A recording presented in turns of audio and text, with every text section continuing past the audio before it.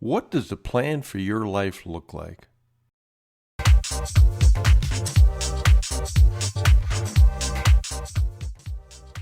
That's an important question, and one that most people don't spend a lot of time to think about. I hope you are not in that group. Yesterday was Labor Day, and it's the unofficial end of summer. Most people go away for the weekend. It's their last chance to spend time with family, go boating, go fishing, whatever it is.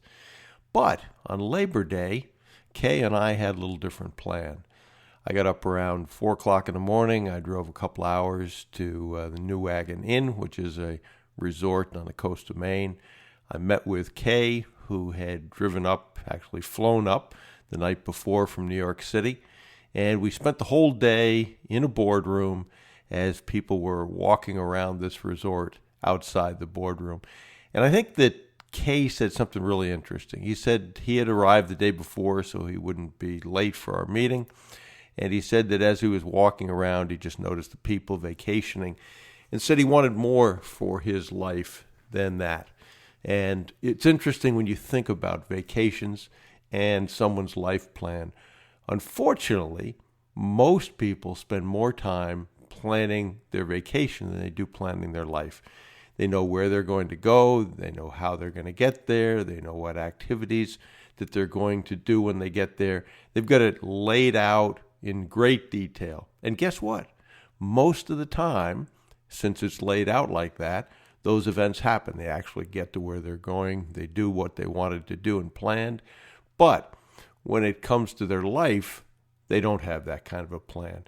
And it's kind of scary, I think, to think about planning a vacation and spending more time doing that than you do your life.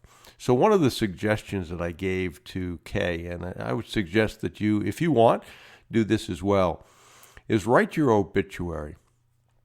Write it in as much detail as you can, how long you're going to live, what your family life was like, what your business life was like, the places you went, the charities you supported, if that's important for you, and lay it out in a lot of detail. And then look back on that and ask yourself, is that a life that I could be proud of? Is that something that I would say at the end, if I could look back and say, okay, that was a life well lived, benefited a lot of people, and I accomplished just about, if not, everything that I set out to do. Think of it like that vacation. Plan it out in that much detail. I would also encourage you to incorporate that into some affirmations that you at least twice a day look at, and I think you'll be surprised how much of that you accomplish when you actually do it that way. Now, Kay said something that was pretty interesting to me. He said that he really didn't have any role models. He came over from Hong Kong at a very early age. His parents had no money. They were essentially blue-collar workers. They made a life here in America, but that they were not what he would consider high-performance people. He said that he didn't really have any friends that were high-performance people. And one of the things to look at when you're planning where you want to go and how you want to get there is, it's been said over and over again that you become the composite of the 5 people you spend the most time with. So change your world. If you don't like the reality of where you are, if you don't like the reality of the people you spend time with, you have the ability to change that. Seek out people that are where you want to be, have accomplished what you want to be, and spend the most time with those 5 people. And I think you're going to find that that exercise and changing who you spend time with dramatically changes your life.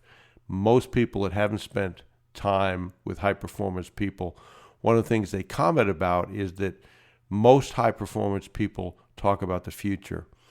People who aren't what I would consider high-performance people talk about other people and talk about the past. And I think what you want to do is spend time with people who have a vision of where they want to go to, what they want to do, what they want to accomplish. And if you spend time with those kind of people, you will very much improve your situation. And I think the outcome, and something that most of us are concerned about, also your level of income and your wealth, which isn't the only reason to accomplish things, but it's a nice byproduct of doing something meaningful, is to create that wealth. Use that in ways that you can help other people if that's what you want to do. But you can also use that for things in your life that you want to see happen as well. So I would encourage you to do that exercise. Sit down, write your obituary, take a look at it, look at the 5 people that you spend the most time with, and then say, are those the right people? And when I look at my obituary, am I proud of living that life?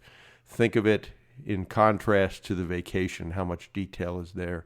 And if you go through that exercise, I think you are going to like the way things turn out.